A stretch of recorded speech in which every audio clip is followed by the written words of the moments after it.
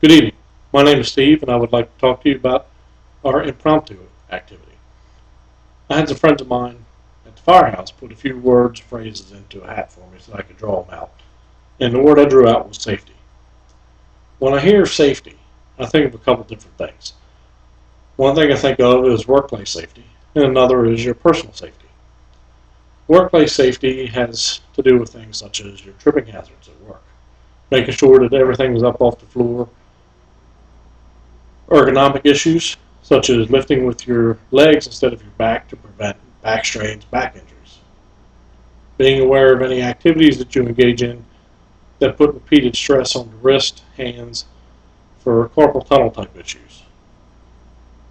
You need to be aware of your emergency plan procedures if you work inside. Know where your evacuation routes are, know where you're supposed to go, and be aware of where you are so that if anything happens, hopefully you can find your way back out of the building.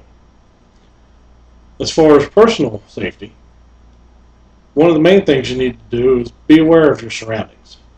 This is important no matter where you are. Remain observant to what's going on around you. Note any landmarks, and observe other people around you as well. If you're going out for any recreational activities, tell somebody where you plan on going and approximately what time you plan on returning. If something happens and you wind up coming back later than you plan on it, call that person back and give them an updated time of arrival. This is important because if something happens, if you're out boating, hiking, climbing, something of that nature, you may not be around anyone to attract their attention to come to your aid.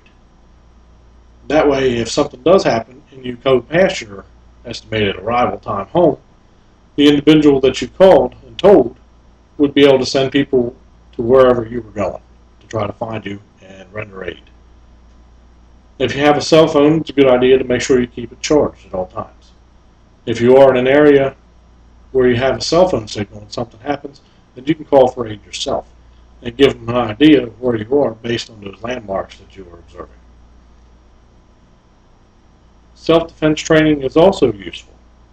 It doesn't require an extensive course. Basic self-defense is a lot of times all that's needed to protect yourself. Safety, as I said, was the word that I chose, and this is my discussion on different things you can think of for safety. Thank you for listening, and have a good evening.